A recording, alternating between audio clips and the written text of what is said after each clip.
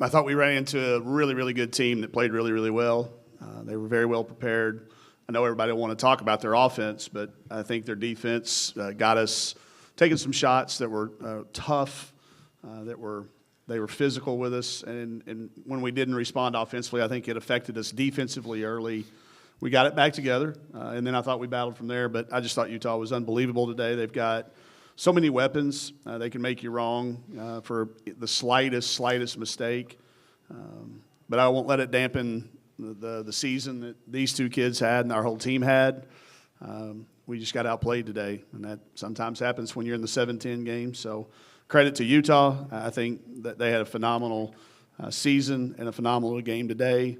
And I'm super, super duper proud of our kids for being here playing in this thing again, and especially these two to the right that have kind of been the backbone of what we've done for the last 3 years going on 4 as well. So congrats to Utah. Good luck in the rest of the way out. And we enjoyed being here. We haven't played well in this building the last 2 years. It's not going to hurt our feelings to see it torn down. I'm just kidding. A lot of good Razorback memories in here from over the years, and I know it's historic. So, but we will be sad tonight, probably until we get on that plane tomorrow, and then we're going to start remembering all the good things that this group did.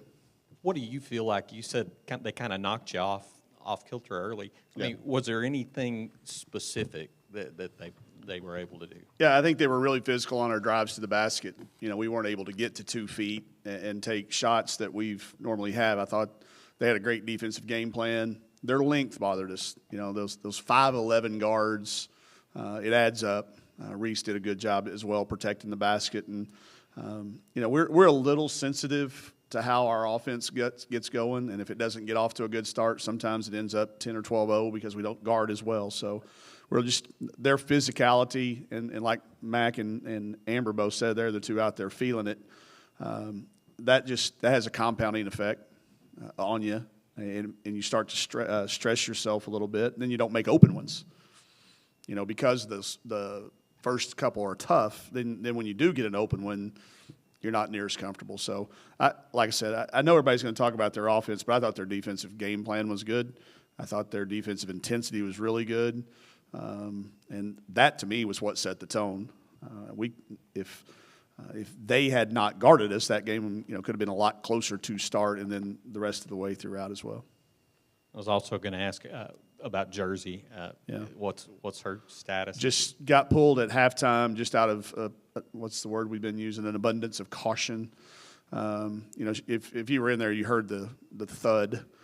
She definitely is a tough kid and played, in the first half. But after some further evaluation, I don't know what it is, but it was not in her best interest in the long term or the short term to play. So I thought Aaron came in and Emery gave us good minutes, but it was certainly, you look at that line and you know that Jersey was helping us. So we'll hope that she's healthy, get her rested back up, but that's all I really know right now. Do you have a follow-up, sir? Okay. All right.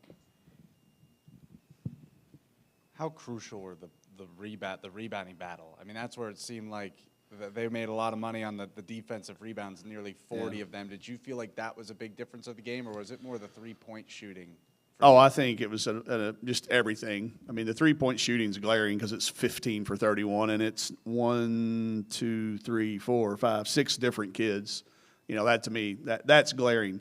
But I think the rebounding was timely. I wouldn't have told you I thought we got out-rebounded 52-35, but they got crucial ones. We'd get a stop, the ball would fall around, and they'd kick it out, and they'd make a three.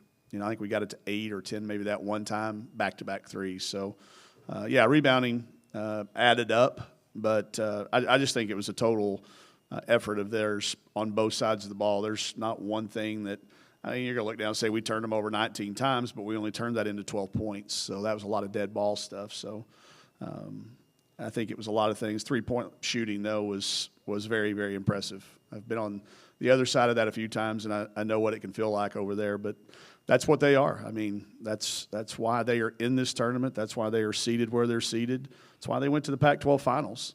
I mean, this is not a team that snuck into this field. This is a really, really good team that played in a great league and had some good wins this year and really, really played well today. You talk about the experience. Well, before Nashville, you wanted your group to experience what city was like. Coming into Austin, experience what this city's like finally. This, unfortunately, is part of the experience of what they feel and the tears in their eyes. How do you feel like an experience like this builds your team up? Well, it builds them up as people. I mean, you're never going to win all your games or all the things that you do in life, so you learn how to handle things together. I think this is a huge part of the experience. But if we'd have come down here and not enjoyed the town, then that's all you do have. I know they're going to be talking about things that have happened the last 2 or 3 days in time. They're not going to talk about them tonight. They're going to talk about the game, but that's the competitive nature of what the NCAA tournament is. But I'll promise you, I wouldn't traded 2 wins for the experience that we had. I wouldn't make one change in anything that we've done, in any way that we've prepared these guys to experience what they've missed in the past. And it obviously would have been nice to have a win, but not worth the exchange of a win to not have enjoyed the experience. Mike, I had one thing. The last couple of weeks, I think you've said something to me about being excited for next year. Now, can you speak to that a little bit? Not yet. No, this is still too much on these kids that are in this team. We've got plenty of time. We'll go to Feltner's and we'll talk about it. But not today, not during this. There's just so many emotions in that locker room. Everybody,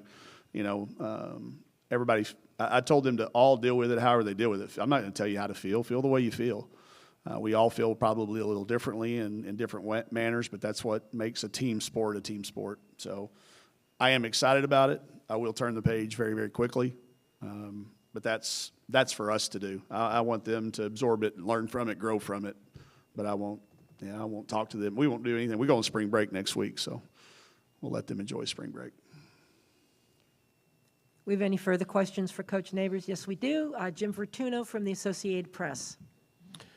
Coach, I'm just wondering, is the depth an issue for you guys tonight? Did you maybe get a little tired at the end as they were able to just use more guys than you were? Yeah, their quality depth, I'm sure, had impact. You look down, their starters only played, none of them played more than 28 minutes. They probably would have if it had been a closer game, but I think the depth that they've developed throughout the year, and I know they're missing McFarland too, so I think it probably had a factor. They were making shots later in the game than most people do, and that's just a credit to them and their team. Just to follow up, just to look ahead, I mean, with those so few minutes, they were probably going to feel pretty fresh for their next round game, I would imagine. Yeah, it'd be my guess. Yeah, I'm sure she managed minutes over there when they got up, whatever number they had in their mind. They most of them played till the end, but I'm sure she'll have them ready to go. They'll be playing on adrenaline and rested legs, whomever they end up playing in that next round. It's that time of year as college basketball takes center stage with the tournament finally upon us. If you're looking to wager this year, BetOnline is the #1 spot for all your updated odds and info, along with great contests, including the bracket contest, where you can have a chance to take home the top prize. Head over to the website or use your mobile device to sign up today and receive your 50% welcome bonus on your first deposit. Just use our promo code BELIEVE to get started. That's BLEAV. BetOnline is your continued source for all your sports wagering needs, including live betting and your favorite Vegas casino games. BetOnline, where the game starts.